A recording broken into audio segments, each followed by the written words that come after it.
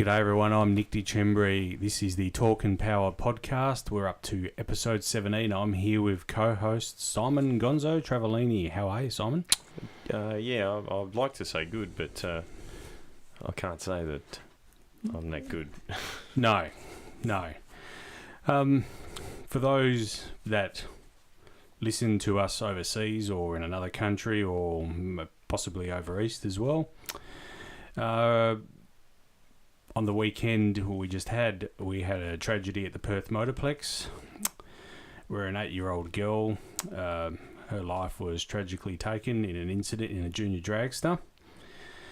You and I, we do this podcast. It's a motorsport orientated podcast, but truth be known, we have a soft spot for drag racing. We're from Perth. We live in WA. And this has rocked the drag racing world in WA. Needless to say, there are a lot of drag racers and fans of the sport that are really feeling this. And needless to say, this young girl's family, I can't imagine what they're going through right now. And our heartfelt condolences and best wishes go out to their family. Yeah, I don't really have anything to add to that, Nick, other than, whether you believe in God or not, take the time to say a prayer for little Anita there.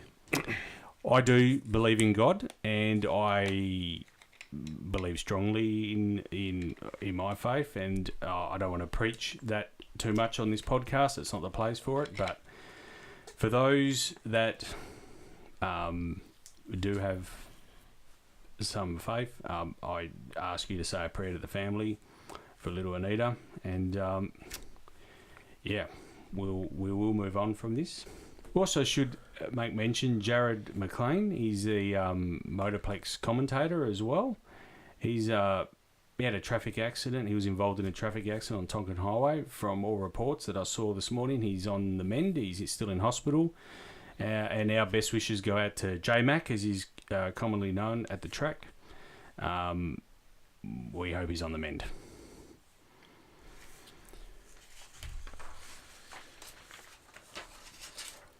Big week this week in drag racing as far as Drag Challenge is underway in the eastern states. Obviously, we were trying to be there. That wasn't to be. I guess the towel was thrown. But after a couple of days of racing, it's interesting results and to see how they're going. Yeah, Scotty from Stream Machine put out some odds. He did. He put himself in there as well. Yeah, at 1,001. So he had. Now you're going to need to help me with these pronunciations. I think it's Quinton Feast. Yep. At 3-1, based on his 2 wins, I believe. Next was Adam Rogash at 4-1. Yep. He was runner-up last year. Bubba Medland, also at 4-1. He won in 2016. Harry, never underestimate Harry Haig at 5-1. I would have put money on Harry, like in light of last week's podcast and what you were telling me. 5-1. I don't know. I think these are just his odds, but no. Well, see, Harry's had a couple of failures in years gone by. Lifter failure. Yeah. It's caught him out 2 years in a row. So based on that, I mean, the thing is with those guys, they've got this never die kind of attitude. But look, we could read out all of these and be here for half an hour. Yeah, the reality is that old Scotty's underestimated the boys from the West because after day one, Josh, now you're going to need to pronounce this because I can't. Lopriato. There you go. He's known as Lopo over here. He was sitting in 6th spot and Lorenzo Galotto was in 11th. And now after day 2, correct me if I'm wrong, Lopo's in 4th. And I think Laurie's right behind him. come on, Nick. You should have this stuff prepared. It's a bit sloppy, mate. For those of you that aren't watching this, he's looking it up on the... I kid you not. We had it here before, and I've... Look at that internet connection here. We are non-NBN here, by the way, folks. There we go. Yeah, so... Lorenzo's up to 9th. Lorenzo's up to 9th, and Loppo... Now, these guys didn't even get a mention by Scott. Scott, shame on you, mate. Shame on you. So, all the best to the WA boys. Yeah. There's a big contingency over there challenging the various classes. Mm-hmm. So, we'll just have to keep an eye on this and see how it unfolds. Unfortunately, our man, our Steve Jackson of Drag Challenge, Harry Haig, he started off well. Running at 8:40, putting him in 5th spot after day one. But it looks like he's... it's hard because they haven't put the individual results, but I'd say they're running half-track today. And if I've got this right, it looks like he's gone a 6 flat, which is like a 9.0 equivalent over the quarter. That car is capable of 7s all day, every day. So I know that they were... This is actually a pretty funny story, and Harry's going to be shitty that I'm talking about when he hears it. But they were paranoid about the trans, so they ripped it out. And Paul's over in Adelaide, and he stripped it and gone through it and said, there's nothing wrong with it, man. So I'm not sure what he was paranoid about. I think the track might be a bit loose, who knows. Oh, okay. Harry did say to Paul that he'd walked it with his thongs. So it's telling me it's not very tight. Anyway, I would rather be in Harry's shoes than in Larry Dixon's shoes at the moment. Well, he's in a bit of hot water, isn't he? So for those of you that don't know, his NHRA licence has been indefinitely suspended. That's a big thing, indefinitely. That's a big word. Yeah, it is. It is. Now, he's in breach of violating NHRA rules. Section 1.3.1, participant conduct, and 1.6.3, chassis inspection of the 2017 NHRA rulebook. He has used an NHRA chassis tag on an unauthorised and unapproved 2-seater dragster. What does that mean? So what it basically means is that Larry had modified the car. It was a car that was licensed previously. He modified the car to become a 2-seater, and that sticker was left on the vehicle inadvertently. But it was an expired sticker. That's correct, yeah. So you're not allowed to leave it on there for nostalgia purposes? No. Apparently not. No. So, like I've seen this car floating around in background shots. Did they cut it and put a section in for the passenger, or have they just moved the driver's compartment, or built another driver's compartment in front? That's correct. They moved the driver's compartment in front, put him in front. So the passenger sits between him. Yeah, I know. But if they added the passenger section, no, the passenger section remained as the old driver's cockpit. Yeah, and because the tubing, I'm not a full bottle. I don't build dragsters, but from memory, the tubing around the driver's compartment is considerably different to the rest of the chassis. So I'm just wondering how they went about that. The thing is, this car has run. This car has run in that unofficial testing. So it's not as if this car was debuted at SEMA without it being run. It had run, I think, 3 times in a private test session. Yeah, but they just walk in and hire the track. It's not on the NHRA's insurance. No. That's correct. Yeah. It was interesting. We played a bit of Shift and Steer podcast 2 weeks ago on our podcast about their interpretation of what right-hand drive controls are in WA. These guys are at it again. I think they may have had something to do with Larry's demise. Let's just have a listen to them here. Hey, Mike. Now, did you know that Larry Dixon, Top Fuel 3-time champion that's been on our show, that he's here with a big debut this weekend? Did you guys know this? Right. Oh, what's Larry got going on? Let me just tell you, you could get your Top Fuel license with Larry. He has a brand new dragster over at the Traxxas booth that is a dual dragster. You ride in a Top Fuel dragster. Right. And when he was developing this, he started a couple years ago, and he said to me, he goes, I go, so you're going to tune it down? And he goes, hell no, it's going 300 miles an hour. Oh. Wait a minute. So you ride shotgun with Larry Dixon because I've seen his car explode. I've seen his car bust in half. I've seen his car spin around and do a 360 in the middle of the track and keep going. He's got a good policy. He's got a good policy. This is the right idea? It's a thrill ride. It's like the podcast that we do over at Bond Speed Media, which is Dixon's Wild Ride.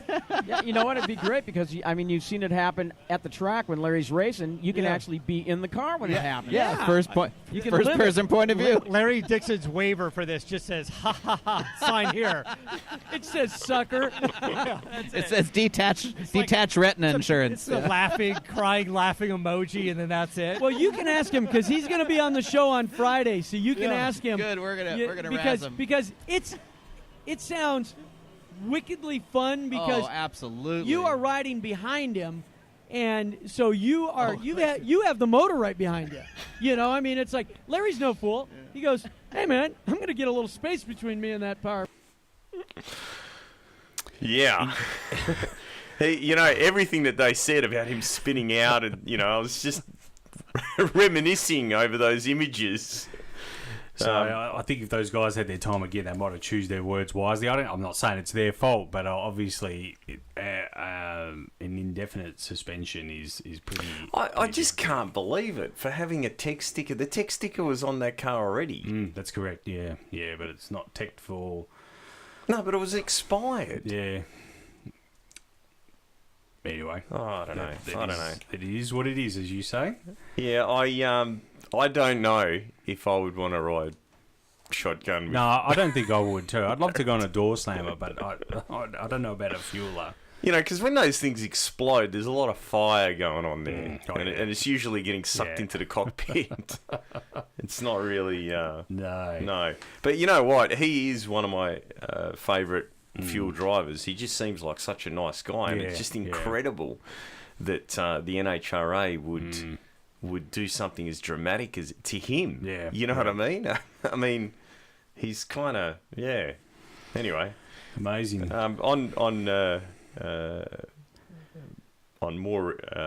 happier NHRA news. What did you look? This points fiasco, I think, reached the climax at the final meet. I'm just gonna. What points fiasco? The points, the way the point structure works. Brittany won the championship. What's wrong with that? Look, they've been trying for a long time.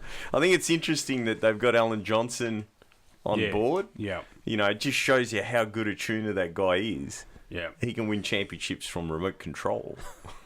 Let's just have a listen to John Force. It just rings in the tune-up. That's what's going on there. Downloads it on his iPad. Probably just swipes right. It just sends just it. Like Tinder. Tinder. Let's have a listen to John Force and his wife straight after Brittany's race, after winning her championship. John and Lori sharing a special moment right now as they just watched their daughter become the 2017 Top Fuel World Champion. John, as a father, as a team owner, what does this mean to you? Just really proud. She's been so sick all week. And I told her, like when she was little, I'd take that little sickness out of her belly. And Mom said that's what Dad always did. Talk to Mom. Mom, for you, you've been out here, you've watched your girls. They started at the bottom, they're here now. What does this mean? Oh my gosh. Well, I never thought this would really happen. I mean, I just wanted her to be safe, and I thought if you can hang on to number 2, I'd be like so excited. I don't know. It's just too much. I'm so excited for her. She's worked really hard, and so has her team. So, wow, good for her and Monster. Congratulations to your family. Look, they won Top Fuel. They won Funny Car. They did, but let's look at the I haven't got the numbers in the notes, but the countdown system still. This is kind of like the Western Bulldogs of 2016. The reality is that Steve Torrance won 8 races this year. Brittany only won 4. But she, in fairness, she won them when she needed to win them. She won 3 of her 4 wins in the countdown. Yeah, but the reason they introduced the countdown was so that it was still a championship towards the end of the season. Because what used to happen was John Force, Greg Anderson, Warren Johnson years ago, they'd go out there, they'd win 10 races in a row, and that was the championship wrapped up halfway through the season. Yeah. I liked the old system, not because these guys could come in and dominate, but because I think that all the teams had to focus on, well, you know what, we've got to figure out a way to beat them, And you look at MotoGP, came down to the last, arguably it came down to the last few laps because, but we'll get onto that. We will. Look, we've got it in NASCAR. Yeah. We've got it in NHRA. We're probably going to end up with it in the V8 supercars. Well, I mean, like I said, I don't want to take anything away from the Force family. I think they're great. She won the races when she needed to win it. Let's listen to Steve Torrance, what he had to say about the whole deal. I mean, it is what it is, I mean, this whole NHRA deal with the welfare point system is just a crock of crap. I mean, you come out here and you race for 24 races and you only get to count 6, and Brittany got hot in the last few races and did good. I mean, you can't take that away from them, but those guys wouldn't even be in contention if it wasn't for this point system they got. So, I mean, it is what it is. We got to play by the rules, but it really doesn't. It doesn't go to show how much of all those guys over there are champions on this race team. I dropped the ball, was late on the tree, but you got to race a guy like Antron, and I just messed up. But congrats to Brittany, great job. She won the championship. It is what it is, but it's still bull. Congratulations to Brittany, but this is shit. It is what it is. He's been listening to our podcast. Yeah, it must be. I think that it is what it is has come out 3 or 4 times in this podcast. Yeah. And we had a similar situation. I don't want to highlight it. 3 or 4 times in this episode. I didn't even say it. We had a similar situation over in Funny Car. Ron Capps was sitting on 8 wins for the year. And when's he going to win a championship, Nick? Well, he won it last year, Ron Capps. Did he? Yeah, Did he win last year? He won last year, yeah. But he would have won it this year as well. The one year I didn't follow it. But Robert Haidt went on to... Again, he won at the right time. Like I said, I mentioned the Western Bulldogs. Nick, if you're a smart operator, you're going to win when you need to win. Yeah. You watch the guys that race smart, they click it early when they can. And so, you just got to keep in that countdown, just be there biting at everyone's ankles, and then leave all your parts to the last few rounds. Yeah, well, John Force, congratulations to the John Force team. We are John Force fans. I think it's great, mate, after everything they've been through the last few seasons. Yeah. I really think it's fantastic that and how much would that have pissed Shoemaker off? Oh, he'd be still spewing now. Oh, mate, he will be till the beginning of next season. Yeah, no doubt. Over in Pro Stock, we had Bo Butner went on to take the championship from Greg Anderson, their teammate. So, at the end of the day, Bo Butner won again. He actually had one more race win. When I ran the numbers in Pro Stock, they sort of panned out. Yeah, and why is that? Because they're trying harder. Yeah. So it was good to see Bo Butner win a championship, and Greg Anderson played second fiddle, unfortunately. Oh, he's got plenty of championships already. He does, yeah. He's got a few under his belt, old Greg. So Formula One's in trouble, Nick. Is that? Am I reading this right? I don't want to say, but the last quarter they have announced quite a fall in figures. Isn't it sad that we're talking about the premier motorsport class division, whatever you want to call it, and we're talking about it like it's a business?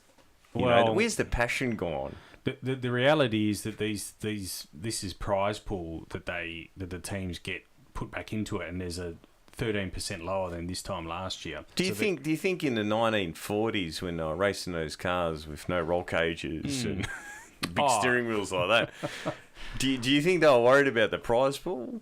No. It was about the glory. Yeah. The glory of there's no glory left anymore. Well, Nicky Lauda's worried about the prize pool. He's the one that bought this up. So Nicky Lauda's worried about it. He hasn't even got a vested interest. He's quite heavily tied up with Mercedes. He hangs around the pits there.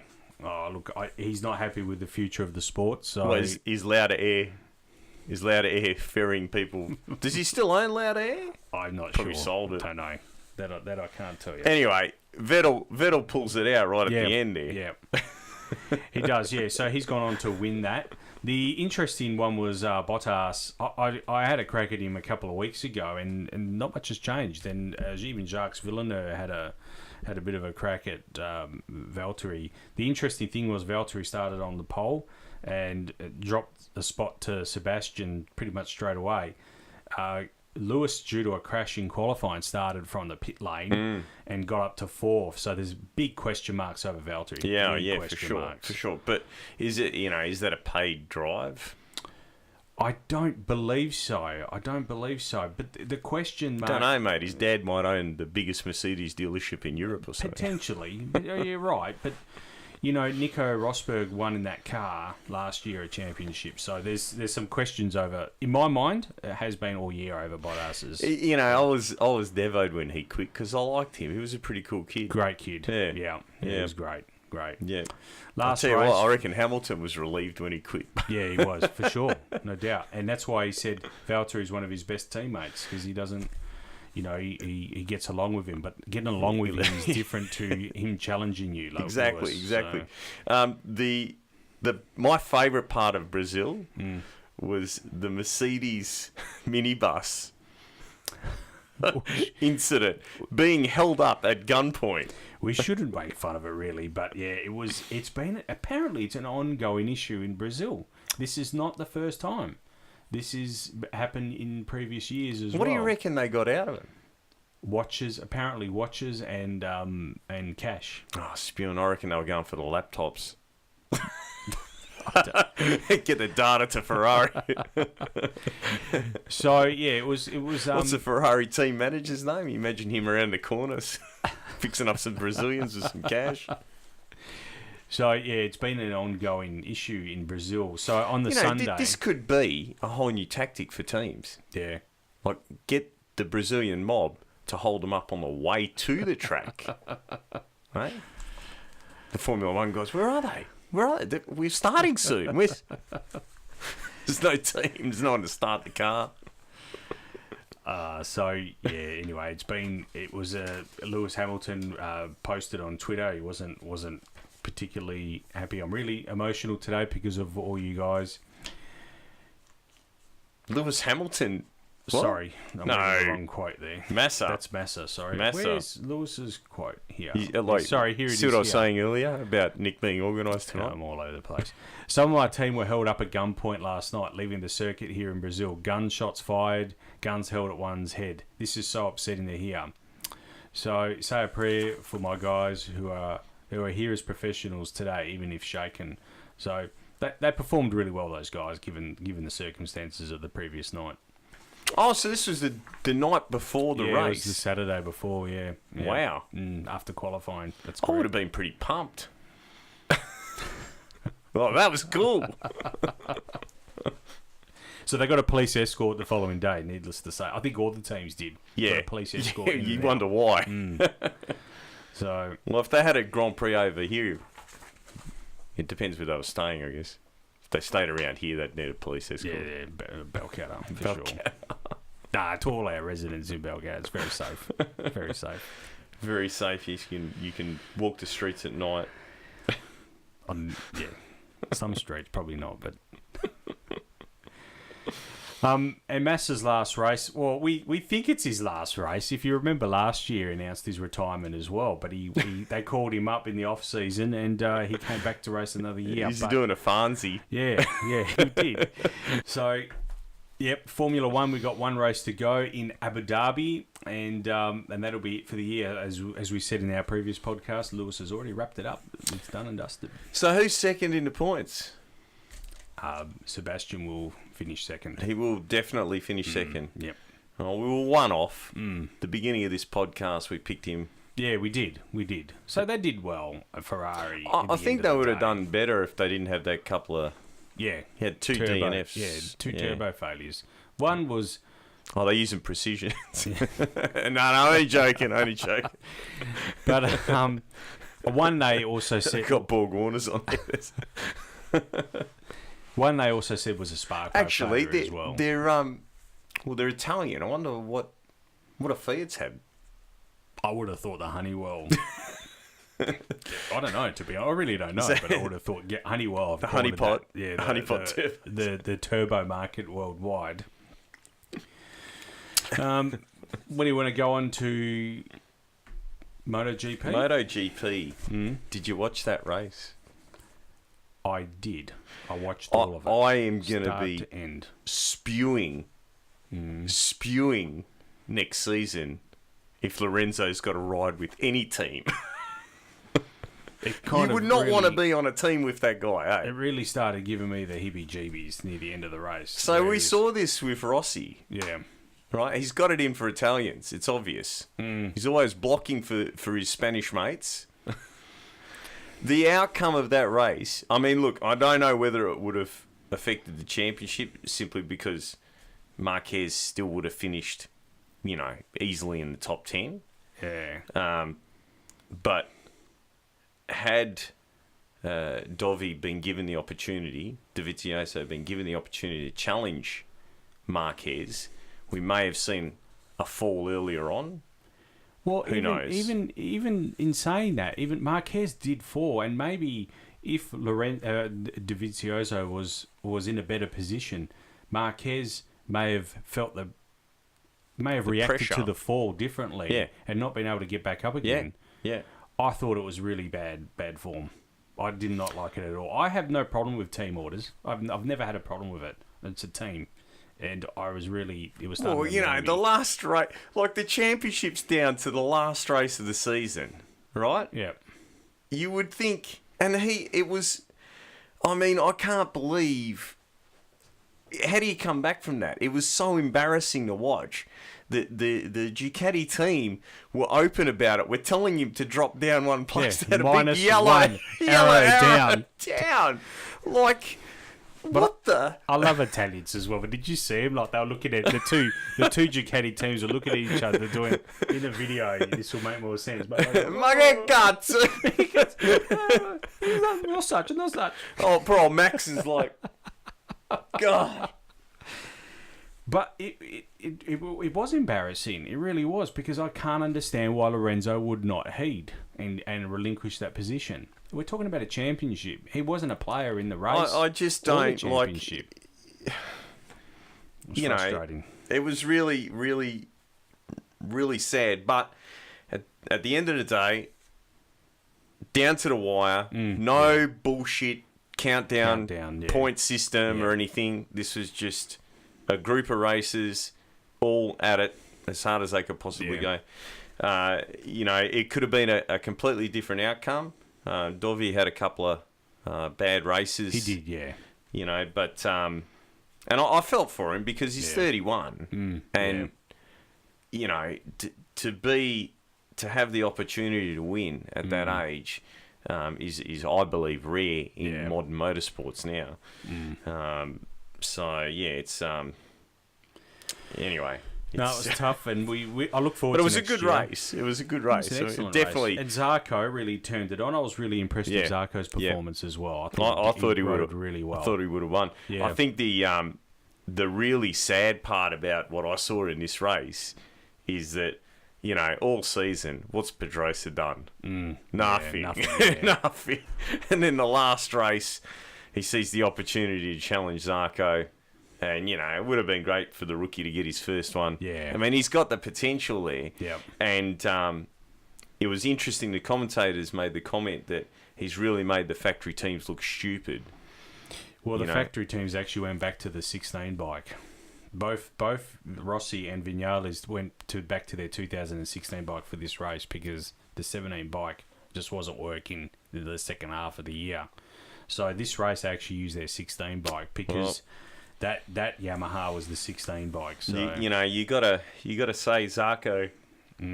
He's definitely one to watch for next season. Yeah, no doubt. I'm sure he's gonna. I mean, is he back with them again? He is. Yeah. Yep. And the Suzukis. Yeah, Alex Rins was kind of caught me off guard. I didn't see him get up to fourth or how he did that either, and I don't think the commentary did either. Yeah, look, I think that the bike is nearly there, so it'll be look, this season of the MotoGP seasons that I've followed, this one has been, I think, probably one of the best. Yeah. You know, there's probably a lot of people who are going to argue with me and say, 76 or whatever, but I personally feel that it was just that the lead for the championship was so uncertain, and it came down to the last race, and there was a potential there for either of those two guys to win. We've seen the Honda blow up. That's pretty common, really. Yep. This year it was, yeah. So, it was... next season's going to be even more, because I tell you what, Zarco's going to be hungry. Yeah, he's no going doubt. to be hungry. No doubt. And also this race, in qualifying, Ian Oney qualified very well. Yeah, he did, yeah. So, I think it'll be interesting to see. I'm looking forward to next season. It's, No, me too. I can't wait for it, actually. He's converted. Nick's converted. I am converted. Oh, God. Do we have to talk about supercars? No, we can skip over it. We can skip over it if you want. I just want to touch on the New Zealand race. So the Saturday was you know what? Heavy rain. Before you talk about this, right? It was my birthday the other day. Right? Dave thanks, mate. Thanks. Dave came over. Did you have your cake? No. Still in the fridge. Yeah, I know. I was thinking about that this afternoon when I was telling Nicole that Nick's wife bought me a cake. We haven't cut it yet. And she said apparently on her mine site, the fitters and anyone that knows fitters will get this. They have high tea. Are you joking? No, I'm serious. The fitters have high tea. They have high tea down the hole too, because she's in underground, right? So really, yeah. Apparently they have the whole cozies and the doilies, the whole lot. I'm in the wrong field. We're in the wrong field. I'm telling you. Anyway, so Dave was over and we're just kicking back and flicking, doing the channel surfing. Yep. And I got to watch the British Touring Car Championship. Now, I don't know what the rules are. I've got no idea. There are none. No, there is, because they hand out lap penalties there very easily, right? But we watched a guy, I kid you not, right? This was the last round. It was on Speed Week, I think. We watched a guy overtake on the grass, right? And Dave was watching it and he goes, you know what? That guy he overtook, he should get a lap penalty. Because if you can get overtaken on the grass... Did you go around the outside? Yeah, around the outside. Yeah, perfectly legal. On the grass. Yeah. On the... How? What? And anyway, I said to him, mate, you want to see something more ridiculous than that? I said, get on YouTube, look for John Zappia versus Brendan McSweeney. Oh, yeah. And he found it, and he was going... Oh, hasn't he seen that before? No, he's never seen it before. Oh, my God. He couldn't believe Daryl Eastlake. He was probably only 10 John years. Zappia mowing the lawn. It's in our intro, actually. Is it? That part. There you go. Yeah. So, don't skip any closer than that. What I want to know is, why are we persisting with this rubbish that we call... What is it called this week? Supercars. Yeah. No more V8. No more V8. Supercars. Why are we persisting with this rubbish? They have a formula where you've got... Because, Ford and Holden's finished. Yep. Okay, it's gone. So, you got Opel, you got Mercedes, you got BMW, the list goes on, Honda, etc., etc. Mate, that was exciting racing. That was incredible. And the lead changed so many times. Yeah. And those guys are going around corners 3-4 abreast. Yeah. You know? Why aren't we introducing that here and replacing this rubbish? Oh, I think we have a long legacy here in Australia, and that's why we're persisting with this formula. But it's not working. No, the crowd numbers are dwindling. The crowd numbers they've been dwindling since 2004. It's boring to watch. It's follow the leader. Yeah, that's what I said to you on the weekend. It's a Congo line. Congo line. Yeah, I didn't get it. I didn't have my glasses with me either. It's a massive... Co-op. What's Congo line? It is. It's become it's been a Congo line for some time. That's obviously a byproduct of the parity that we have in this sport. But No, that's bullshit. Well, explain to me why we can't, why we don't have cars that are 3 wide, or I don't know. I mean, I'm as. How can you say that it's parity when I saw the lead change? I don't know how many. I couldn't even tell you how many times I saw the lead change. You know, how can you say that there's parity? I don't. Are our drivers not as skilled, perhaps? No, I think the cars are shit. The cars are just they're designed in such a way that you can't do what they're doing with those British touring cars. You know, these things have to be... It's like the engineers designed them instead of the drivers. You know, it just doesn't... You know, I don't know what's in those cars and what the formula is, whether they're a tube chassis deal and, you know, everyone runs the same gearbox or whatever, but... It was cool to watch. Yeah. It was well represented by all the manufacturers. A lot of privateer teams too. You know, where you're going, you can't do that here. Well, we don't have a technically speaking, we don't have a privateer team anymore. No, and if we consider any one of those teams to be like a privateer team, the reality is that they're a son of a billionaire, or you know what I mean? Yeah. No, I agree with you. I agree with you. Stepdaughter of a billionaire. You're not referencing someone there. No, never. Someone that just won Bathurst. Yeah, I know. Unbelievable. There you go, privateer. Anyway. You know what, Nick? You know what the V8 supercars? V8 supercars is one of the only sports in the world where a mere multi-millionaire can beat a billionaire. And there you have it, folks. That's where it's at. And I agree with you wholeheartedly. I haven't lost complete interest. I'm still interested in. Can you imagine getting sport. Those Euros over here? Yeah. You know, that would be mental. Yeah. We could have our local championship and then have them at Bathurst. Invite the winners over. Hang on, wasn't that 87? Isn't that what we did? And then what happened? We disqualified them so Brocky could win. And they never came back again. You're going to cut that out, I'm aren't you? have to. You're always cutting out my best bits, Nick. Always cutting out my best bits. But I'm going to talk about it a bit later on in the show. So, I made editing really difficult. Yeah. Nick cut a bit out before that was really funny. You know what we should cut out is V8 supercars. So anyway, New Zealand was running 1, Van Gisbergen won on Saturday, and Jamie Whincup won on Sunday. It was a Red Bull doubleheader. Makes the championship. Jamie Whincup is in the lead. Scott McLaughlin is in second, and the championship comes down to the new race in Newcastle. This was interesting. Yeah. Have you seen the video of this? No, but I couldn't get my head around a production car going 457 kilometres an hour. It'll rock your socks off. That video. If you haven't seen it, what we're talking about is the Koenigsegg. Let me get the pronunciation correct because I always have Koenigsegg. That's right. I'm not very prepared. Agera? Is that it? Agera? Yeah, Agera RS. Koenigsegg Agera RS. You make it sound like it's meant to sound Italian. He's German. Yeah, no, he's Swedish, I think. Christian. Is he? Yeah, I don't think he's German. Oh, maybe he is. Yeah, okay.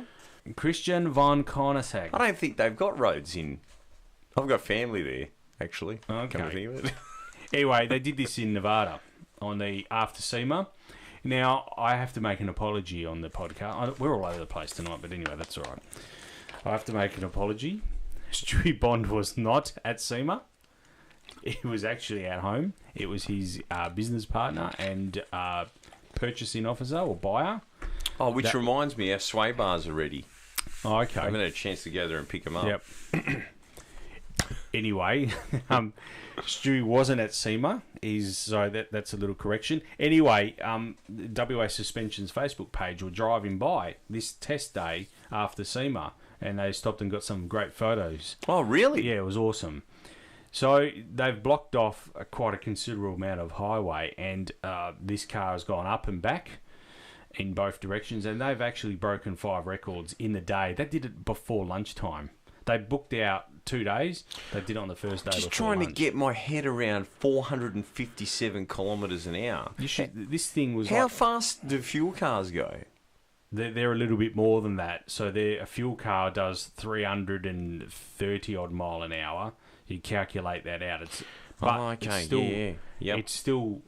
It's just unbelievable. It's faster than a door slammer. Yeah, mate, the fastest I've ever been is like 360, 370, something like that. I know that they get over 400, but not 450. Yeah, that's ridiculous. And it really picks up. So, and this thing makes 1,300. 1,300. Yep. All you LS guys there. If he can go 450 with 1,300, what are you guys doing with 2,000? Huh? How come he can only go like 160 mile an hour? What's going on? Was he on radials, Nick? No, he was on the... Hang on. There's the tyres here, actually. The tyres were just their... what they come out with every car. Yeah, radials. They're standard... where on earth is it?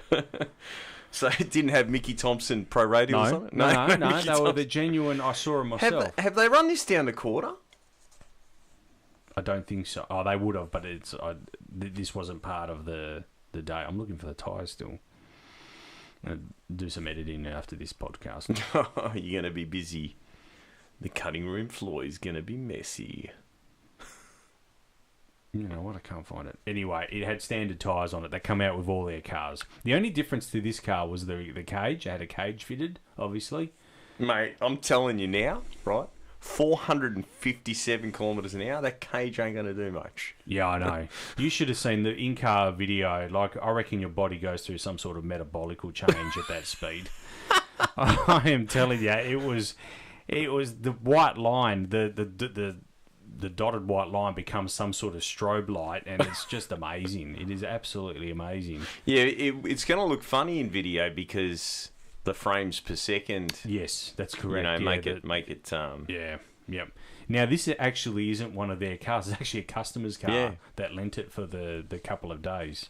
So that's insane. That is unbelievable. So Bugatti and Hennessy, they're on notice. Cam only LS? Is that what's powered? It's powered by? No, it's called their 1MW engine. No, it's not. It's not an LS. No, it's not an LS. You sure that one doesn't stand for LS1?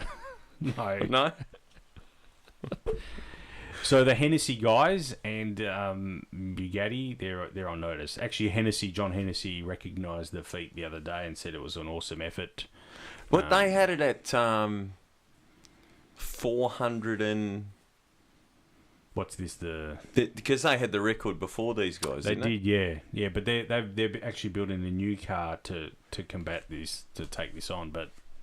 Yeah, but this is just the customer's car. Yeah. You know what I mean? It's not like...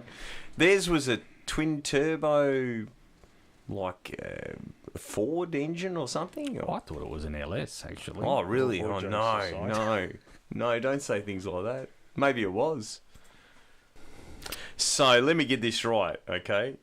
This thing does 457 kilometres an hour, and you can drive it around, no dramas. Yep. And it runs 8. I need to hear that again. Was it 8.32? So if this went on drag challenge, right, as a standard car, he would have fitted into the. Let me tell you. After day one, he would have been in the number 4 spot.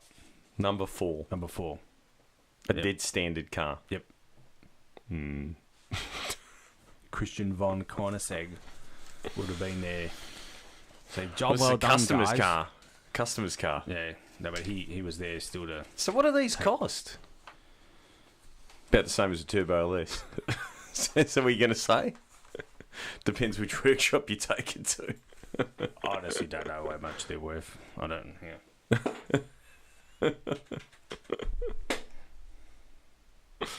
Hang on, start again, go. No. I've already got it. It's 5.3 million.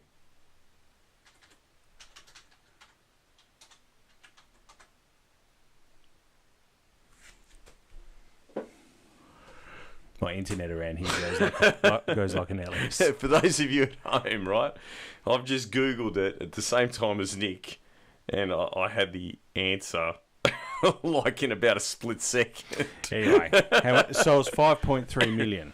5.3 million Australian. Wow. Yep. Worth every cent. I reckon. Are they legal in Australia? There are some in Australia, but I don't know if they comply to ADR. Okay. Don't know. There you go. Lucky bastards. Why aren't they a drag challenge? I know. We should have just borrowed one of them. I know. Can you do a bit of research and see if we can borrow one Lease for next year? No, don't lease it. Come on, these millionaire guys, they don't need the money. Yeah, true. Just say, listen, you know... You get exposure to this world-class podcast. You're gonna get some miles on it. We'll break the engine in for you. That's true. Run it in. Be good to see one with all those bugs in the front. Stone chips. Jesus. Speaking of drag challenge, our Camry. So we need to officially tell people that we're not going to be there. No, well, obviously it's already on. Here in Balcatta. So the parts, we didn't get the parts in time. It's as simple as that. And I threw in the towel, and I'll be honest with you, I haven't even looked at the car since the day we threw the towel in. Yeah. I'm devastated because there was a ridiculous amount of hours that went in, and a ridiculous amount of work that got done by everyone involved. We're going to finish it. Yep. It's just I'm in no rush to finish it now. So yep. We'll get it down. I reckon we'll get it down this season. Yeah, it'd be nice to get it down this season or debut it at some... I don't know about debuting it, pulling the covers off of that. Oh, man. Can you imagine all the suspense of people all gathered around? You pull it. It's like a standard Camry. No, it's not standard. What's done to it? Oh, it's all hidden. It's got a flux capacitor. Anyway, speaking of which, you know how much split window combis are worth? Yeah. Right? Some dude in the US has gull-winged one, right? All right. And made it look like the DeLorean out of... Well, obviously it doesn't look like the DeLorean because it's a combi, but they've made a Back to the Future version of a combi. So is that, I guess, kind of combining... Because if you remember, number one, the terrorists... Sorry. Well, they were terrorists. They weren't terrorists, but they were Libyans. They were looking for their plutonium that the doc stole. Oh, yes. They had it... Correct me if I'm wrong, but that was a split window combi. Was it? I thought it was a bay window. I could be wrong. But is that like a play on the Back to the Future thing? I don't like know. combining... I don't know. Because they're really the only sort of 2-3 most memorable cars. Biff's car is fairly memorable as well. Maybe they had a split window. Don't know. All right, let me pause it Biff's again. car. No. Come on, let's move on. Let's just move on. I just thought it was interesting that someone would do that. Yeah. Recently. It's not like they did it. Or maybe they did do it 20 years ago. Someone just discovered it now. Yeah, I don't know. I haven't seen it myself, but it's I'm only tying those two together when those guys come looking for their plutonium or whatever the car was. Valid point, though. Valid point. Anyway, we'll get there with it. We'll get it finished. And I actually was going to say to you, I'd really like to punch a few hours in the next week or so. Yep. See if we can get it all wrapped up and get it finished, get it over the line. Yeah, just get it to the point where we can dyno it and maybe take it down to Plex. Good Christmas. Wheels and stuff like that I can do after. It's just a matter of screwing the engine together and good Christmas present.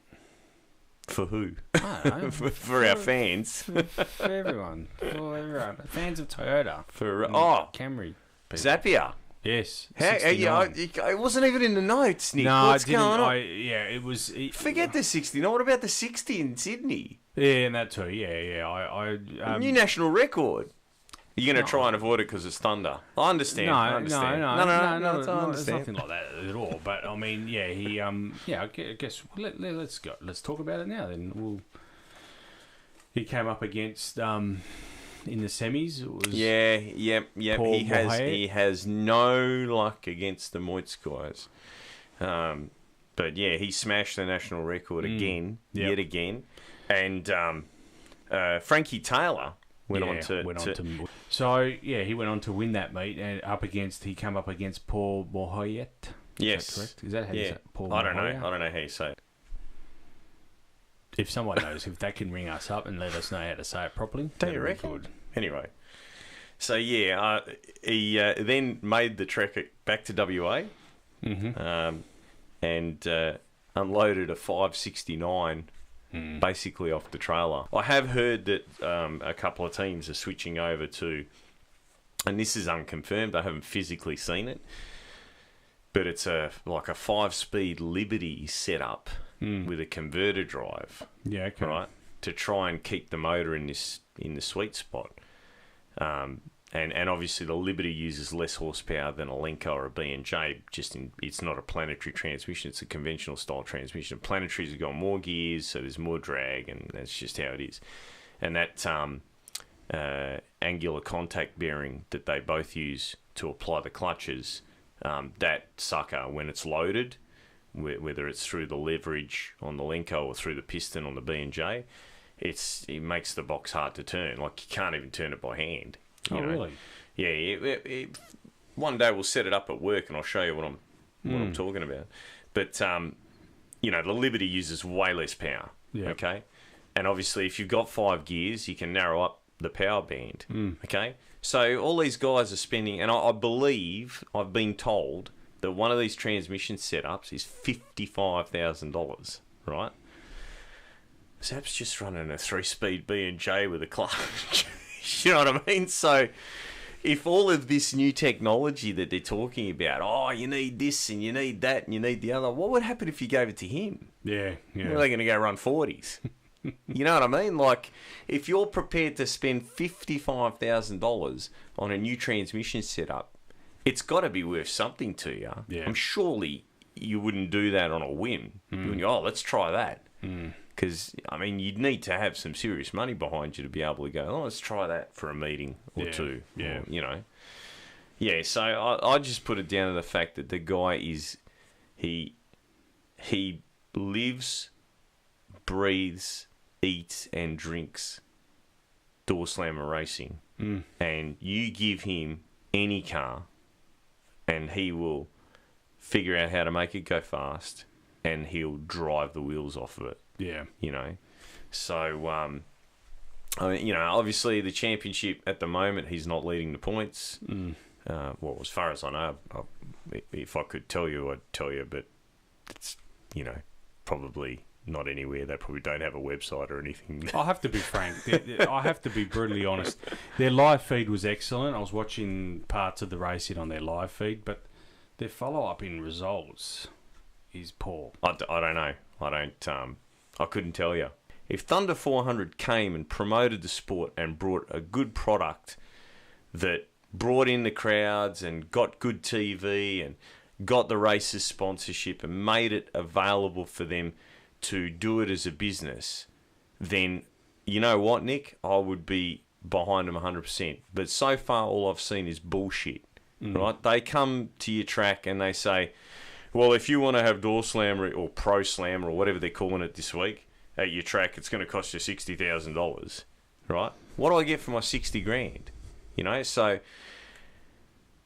we're in a difficult position considering what happened, on the weekend, and we're going to be hurt here in WA for a long time because we're a family at the end of the day. But I really wish that someone, and there's people within our sport that have the ability to do this. They are in a financial position, whether it be their own money or their sponsors' money. Someone from WA has got to have the balls, right, to come along, and when Thunder's having a big meeting, like their biggest meeting of the year, the Winter Nationals or something like that, put up $50,000 or $100,000 to race here in Perth, right? Stupid prize money. Get the racers to come over here and forget this bloody bullshit. Because if we're not getting TV out of it, we're not getting the opportunity to get sponsorship. Because that's what it's all about. It's about, you and I we know social media and so on and so forth, but the bigger picture is the mainstream, and the mainstream is TV. Of course. And when you can jump on TV and watch British touring cars, you know what I mean? I mean, I'd sponsor the British touring cars if we're watching it here in Australia. Yeah. Then you know what I mean? Like it's worth something. But right now, they've got nothing to offer, and they've just bullied their way into getting this deal together. I'm not a Group 1 licence holder anymore. I don't compete anymore, so I don't get any emails from the Group 1 associations and so on and so forth. But I'm not seeing that anything that these guys signed up for.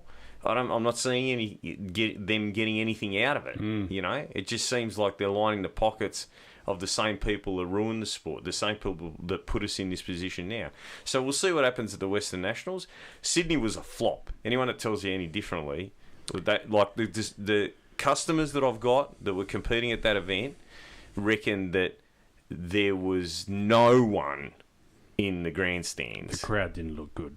I took the live feed on the Sunday, and the crowd did not look good. Apparently, there was no one there. You know, and they're blaming it on the weather. I heard that a few times now that the weather was crap, was rained, whatever. There was a bit of rain rolling in during the meet that I saw as well. So I don't want to say that was not true. It was true, but.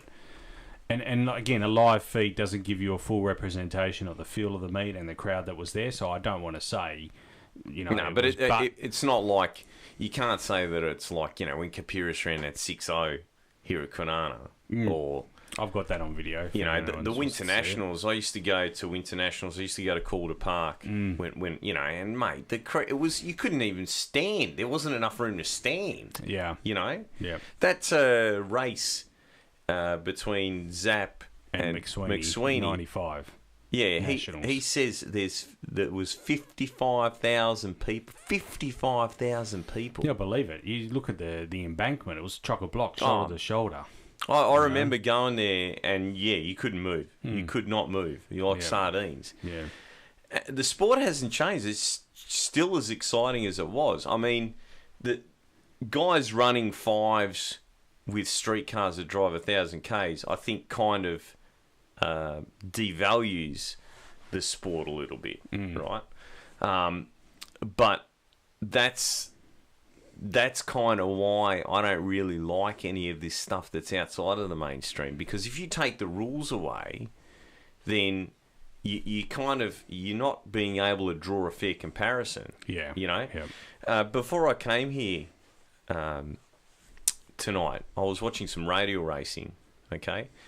And this guy in this Mustang, he run it up to a Corvette. It was a meeting not long ago. It was like a white Mustang, forget his name, black Corvette in the final.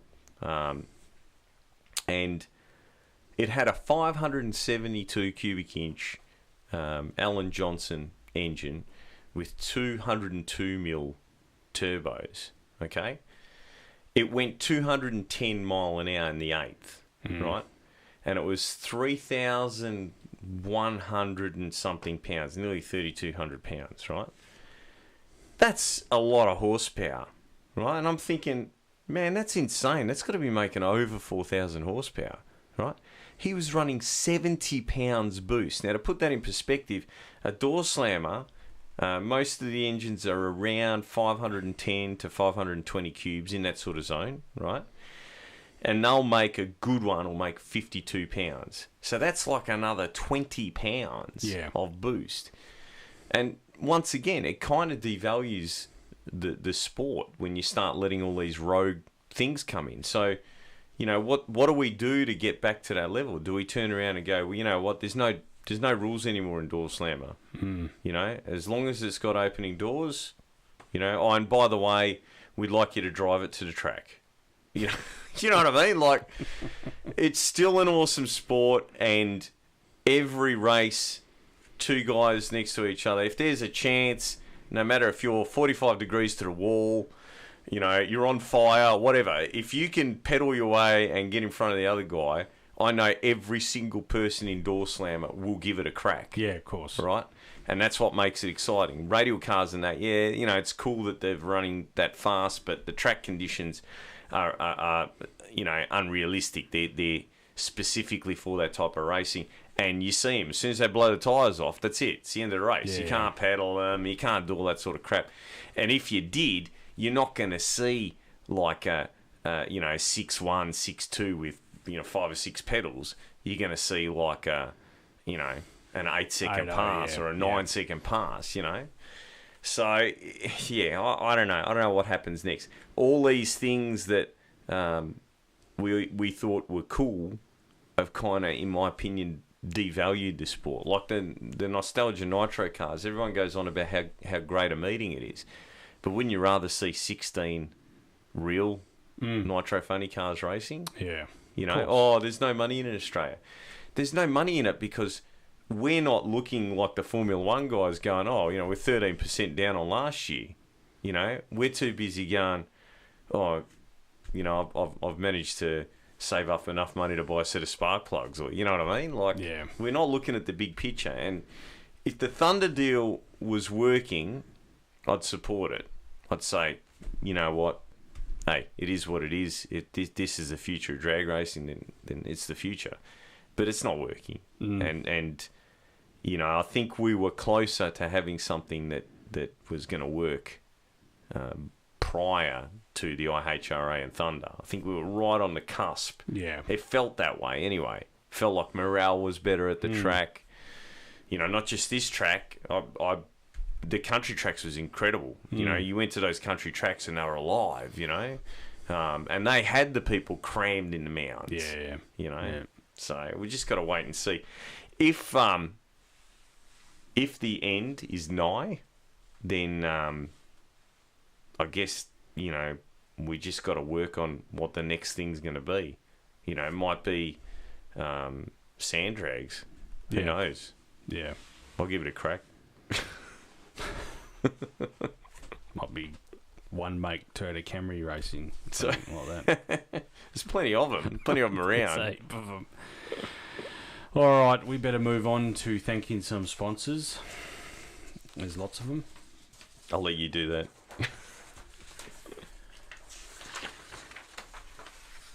All Fast Torque Converters, Keys Transmissions, Shift Kits Australia, BG Mechanical, Mach 1 Air Conditioning, Challenge Batteries, Benzines Detailing, WA Suspensions, SCM Performance, Bryson Canvassing, Monster Torque. Yes. And Overboost. Mick at Overboost. Gee, Mick sold the business. I heard you say that to someone else the other day, but I didn't know. Yeah. I still, I'm in an R on whether he's going to go through with it or not. But so can I? Do I have to cut that out? No. I mean, it seems like it's common knowledge. You know. Okay.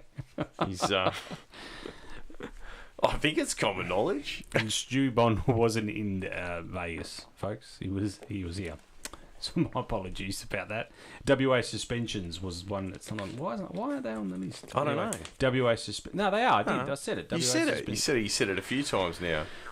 He's getting good value. Stu's going to come on one day, but he's got a few things to sort out in the business, like some new products and whatnot. So yes, they were over there for new products. So once he's ready, he'll come on and give us a rundown on some of the new gear they've got. All right, on that note, we'll call it. Thanks, Simon, for coming in. No worries, Nick. Thanks for having me. We'll see you in a couple of weeks. Take care. See you on the street.